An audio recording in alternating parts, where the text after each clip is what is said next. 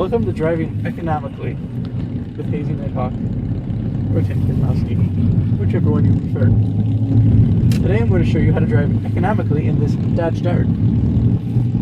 First we got to start off with we have to turn the music off. That uses extra battery power. Does it really? Using extra battery power causes more gas consumption because the alternator has to work harder. So then secondly, we have to turn AC off. Once your AC is off, cook alive in here. you use much less gas. AC uses 10% of your horsepower as well as more gas.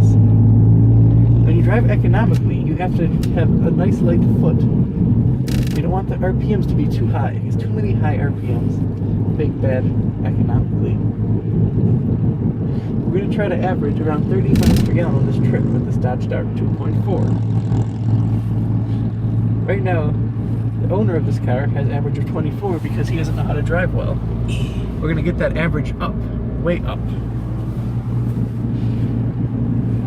Keep your foot very gentle.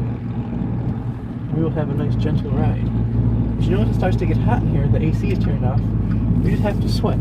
That means you'll lose weight, and there'll be less weight in the car, so you'll drive economically even more. And you see, when you enter the thruway, you have to drive at such a nice angle that it's economically. You have the economic turn is about 38 degrees. But if there's a boat in front of you, like there is in front of me, that's not economical. The boats take up too much road and make the road harder for people to drive on, because their tires weaken the road. Once the road cracks, it gets less economical because there's more resistance on the tires. This person from Ohio in front of me too cannot drive. He has an all-wheel drive car. That is not economical. It takes more power to drive 4 wheels than it does 1 wheel, or 2 wheels. Well, some cars are powered with 1 wheel. That's more economical.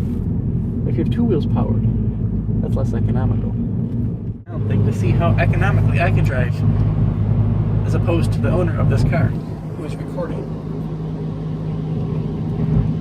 I will reset it. You doing it?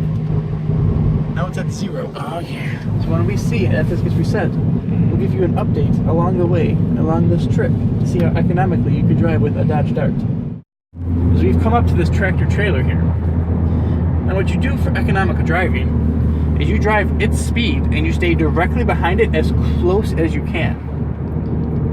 That means there's going to be no wind resistance on your vehicle.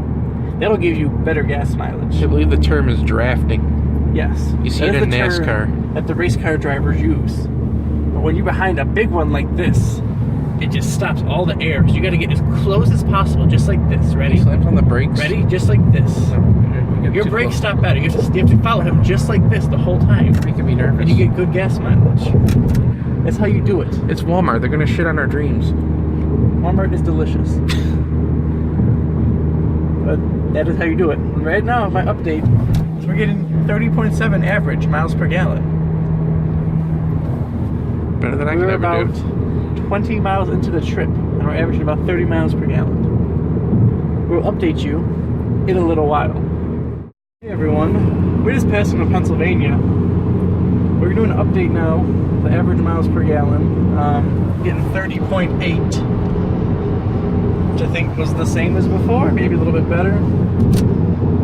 I've been using cruise control for this. Some people don't like cruise control because it preloads your injectors and wastes some fuel. I don't know about that. I've usually get some pretty good economics on this cruise control button.